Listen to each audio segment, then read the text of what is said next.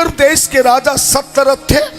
अपनी पत्नी के साथ हर 1 महीने में प्रदोष का व्रत करते थे और प्रदोष के व्रत के दिन विद्वान ब्राह्मणों से अष्टाध्यायी रुद्री का अभिषेक कराते थे। इस कृपा से भगवान शिव के गण ने उन्हें एक सुंदर मणि दी, जिससे सत्यरथ राजा सारे राजाओं पे आक्रमण करके सारा राज्य छीनकर चक्रवर्ती राजा बन गए।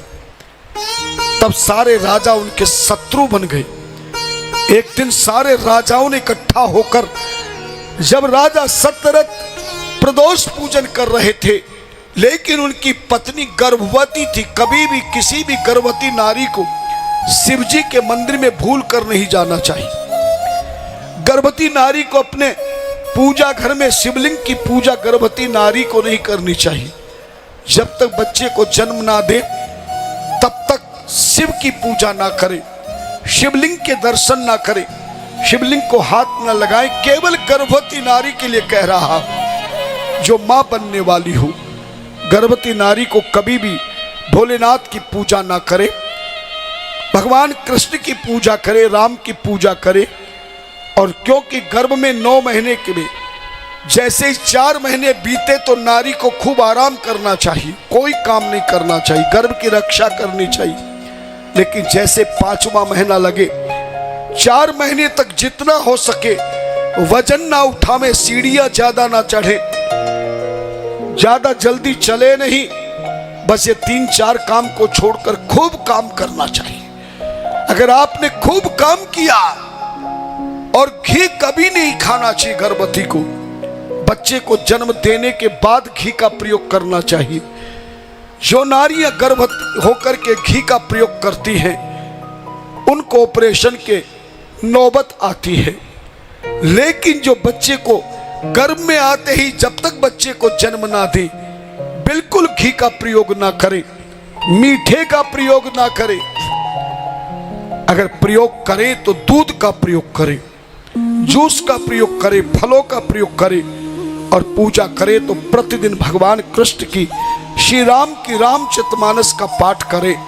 जहाँ भगवान श्री राम का जन्म उत्सव की लीला है, भागवत में जहाँ कृष्ण की लीला है, अपने शयन कक्ष में जिस पलंग पर सोए ठीक उसके सामने भगवान कृष्ण की, श्री राम जी की छोटे बालक के रूप वाली फोटो लगाकर प्रतिदिन रामचरितमानस के बालकांड का जन्म उत्सव, श्रीमद् भागवत का कृष्ण का जन्म उत्सव का पाठ करने से, क्योंकि गर्भ में जो बालक 5वें महीने से जो कुछ माता सोचती है, खाती पीती है, मन में सोचती है, बालक पर उसी का असर होता है। माँ जो कानों से सुनती है, आंखों से देखती है, बालक पर उसका प्रभाव 100% होता है। उदाहरण की आवश्यकता नहीं, अभिमन्यु गर्भ में ही चक्रव्यूह काटने का ज्ञान सुन लिया था। इसलिए गर्भ में अगर बच्चे को अच्छा जन्म देना हो, क्योंकि पुत्रवती युवती जग सोई, केवल जन्म देने से नहीं, आपकी संतान भगवान की सत्संग सुनने वाली हो, हाथों से दान करने वाली हो, तीर्थ यात्रा कराने वाली हो, भगवान का भजन यजन सृजन करने वाली हो। जरा इन्हें उठा दो, हाँ पास वाले, हाँ इन्हीं को, हाँ जरा इनके थोड़ा ध्यान, समाधि मत लगाइए। मेरा चश्मा नजर का नहीं, कमरे में देखना मैं चश्मा नहीं लगाता, केवल आपको देखने के लिए चश्मा लगाता हूँ। और जिसकी ओर चश्मा चला जाता उसका बाहर तक का नहीं, हृदय की बात भी पता लग जाता है। कौन सो रही है, कौन रो रही है, कौन खो रही है, और कौन पुण्य का बीज बो रही है, और कौन पापों को धो रही है ना। और कथा कैसी हो रही है, ये सब बातों को समझने के लिए मैंने ये चश्मा लगा रखा है, वरना तो ठाकुर जी की खूब कृपा है मेरे पे। ध्यान देना।